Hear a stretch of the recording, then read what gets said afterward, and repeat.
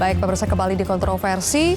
Salah satu hal yang dianggap bahwa proses hukum itu sudah bercampur dengan hukum adalah ketika ada upaya untuk merebut atau mencaplok Partai Demokrat dari Ketua Umum AHY dilakukan oleh Kepala KSP Muldoko. Pak Didik, Bang Nasir sudah melempar bolanya ke Pak Didik ini tadi soal membegal Demokrat. Itu adalah salah satu langkah untuk menunda pemilu atau lebih tepatnya untuk menjegal Anies. Betulkah demikian? Begini, sebelum saya menjawab itu tentu kata kuncinya adalah tidak ada asap kalau tidak ada api. Artinya apa? Jika kemudian seperti Bang Denny Indrayana, juga ada kelompok masyarakat yang kemudian terus khawatir terjadinya upaya-upaya untuk mengganggu pemilu ini, tentu itu hal yang wajar gitu. Karena apa? Ingat dulu bahwa muncul berbagai wacana dan gerakan yang kemudian pertama kita melihat memperpanjang masa jabatan. Kemudian bergulir juga kemudian isu terkait dengan penundaan pemilu.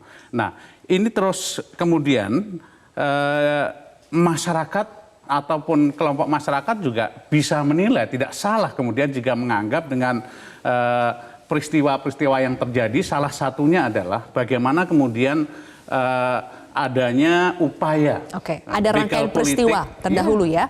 Oke, yang terkait dengan Demokrat. Dan ini common sense, rasional ditangkap publik.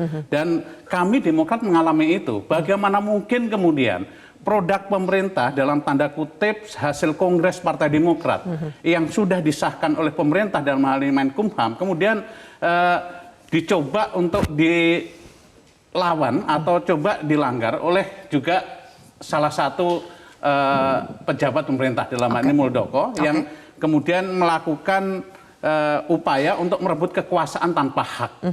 Merebut kekuasaan dengan melanggar hukum, melanggar anggaran dasar. Dengan kata lain, Demokrat melihat itu sebagai salah satu upaya untuk mengganggu pemilu ya? Sudah pasti, karena Partai Demokrat adalah peserta pemilu. Bayangkan jika apalagi dikerucutkan kepada sekarang, melihat koalisi perubahan gitu dan persatuan, di mana tiga partai ini yaitu Nasdem, Demokrat, dan PKS ini juga mempunyai kesamaan untuk mengusung Anies sebagai presiden.